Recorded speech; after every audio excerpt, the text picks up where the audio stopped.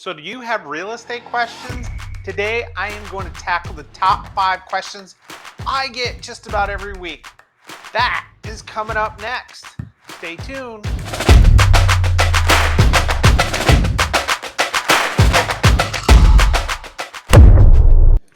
What's up, everybody? It's Matt Allen here with the Allen team. I hope you are having a wonderful day today. Today I thought I'd take some time and answer those questions I get pretty common on a weekly basis, things that buyers and sellers ask me that might be helpful for you to know. So without further delay, let's get into it. Before we get started, just as a reminder, if you're new to this channel, hit that subscribe button. Make sure you click that bell. I try to provide videos on a weekly basis, and the videos are helpful for anything relating to real estate, whether you're a buyer or seller, specifically targeted at Central Florida, but the concepts can be used anywhere. And I would love for you to be part of our growing family here. So let's start with number one. Number one has to do with the question everybody asks me every day about the market. What do you think about the market? Are we headed for a crash? Is there something big going to happen? Are interest rates going to go through the roof? Give me an idea. And I get that question quite often. Obviously, I don't have a crystal ball. If you check out some of my other videos, and I'll link it up here. There are some videos that I've done on what I think the market is going to do over the next year or so. I don't think we're in for any major change. I think it's going to be much of the same. Demand still continues to be high. Inventory is just creeping right now. So I don't think you're going to see any significant difference in the market. I guess if you're a buyer, it's a little more challenging because you're going through multiple offers and things like that. If you're a seller, it can be just as challenging because you're getting in so many offers. You have to dissect them all and try to figure out which is the best. So that's number one on my list. Hey, does a cash offer always win? My answer to that is absolutely not. There are many cases right now where sellers won't even consider some cash offers. If they're huge conglomerate real estate investment trusts or people that are coming in buying mass amounts of homes, which is happening here in Central Florida, sellers don't want to deal with that because there are some trickiness to the sellers, what they're looking for, what their closing times are, things like that. So even when there's cash offers on the table, that doesn't necessarily mean they're automatically going to win. If you're financing, make sure your agent is communicating with the listing agent to find out what the needs are of the seller. The seller may need time to find another house, and if your buyer is flexible with that, they'll go right to the top of the list. So keep that in mind, constant communication, figure out what the needs are of the seller, and go from there, write that strong offer. What contingencies should I waive if I'm a buyer? Well, in an ideal world, none of them.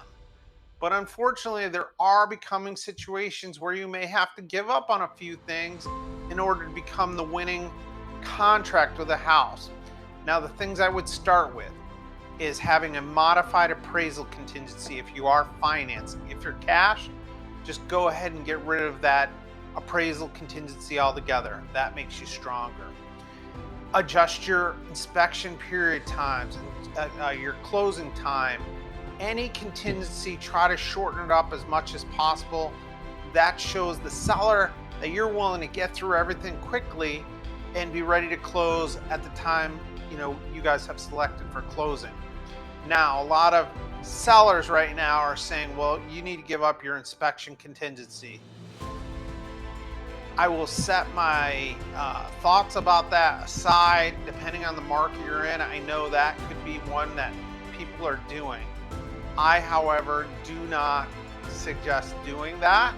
I think there's a lot of risk involved, even if it's a very short inspection period. 5 days just to get someone in there, get a second set of eyes on the property to make sure there's no big red flags.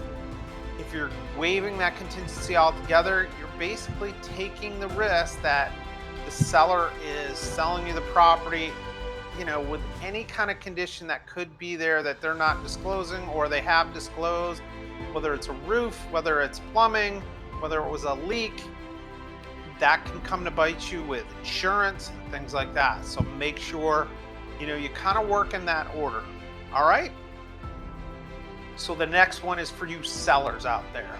I get this question quite often and seem to be getting it more and more. Matt, the way the market is, do I really need to declutter my house, clean it up, take professional photographs, video? Why do we need to do all that when you're going to just get multiple offers from the get-go? My answer to that is absolutely. You need to prepare your house just like you would if we were in a buyer's market. You need to make sure you've got the house decluttered, it's show ready. You bring in a stager to make sure the house looks great. We'll take professional photographs, video, whatever it takes to bring in the maximum amount of exposure. Exposure is the key to this whole thing. We want to make sure we are presenting your house to the most people possible. That's going to assure you the strongest offer at the highest price with a less amount of issues. So, sellers, treat the house like you would if you were in a buyer's market. Do everything possible to get your house ready for sale and don't cut any corners. You hear me? Hey Matt, I really want to get started looking at houses, but I don't know how long it's going to take, and I don't want to start pulling credit with a lender until I know I'm definitely going to make offers. Is that okay? My answer to that is absolutely not. We need to get you pre-approved so we're not just throwing darts in the dark.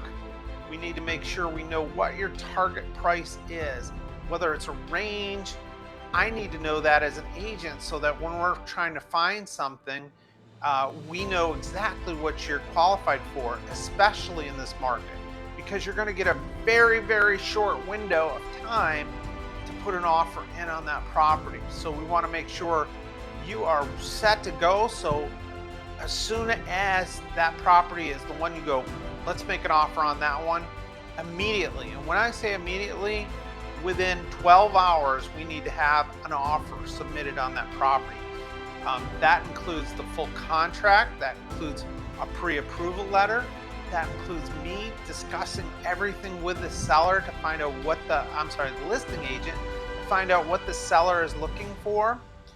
It involves the lender talking to the listing agent, so it involves a lot of steps that we have to get done. The last thing we want to do is start the pre-approval process at that time. So before you start putting your foot inside of for sale homes, you must have that pre-approval letter ready to go. You've talked to a lender, you've provided them with your income, you've provided them with your credit, your whatever they need to get you ready to go, your interest rates, things like that. So that's my answer. Are you ready for it? It's bonus time. That's right.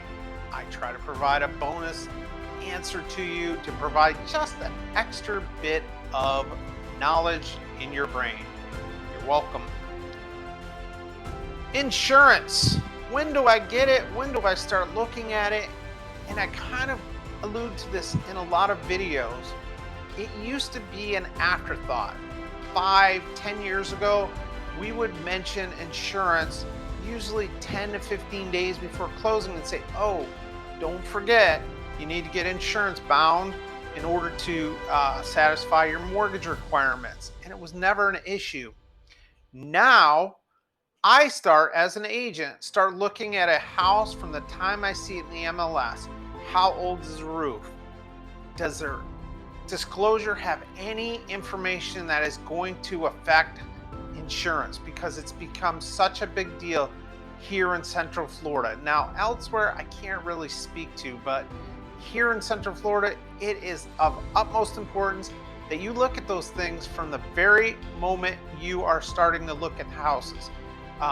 If a roof, as of this video, is older than 2003, typically it's going to require a new roof. The seller is going to need to do that because the buyer is not going to be in a position to be able to replace the roof without owning the property.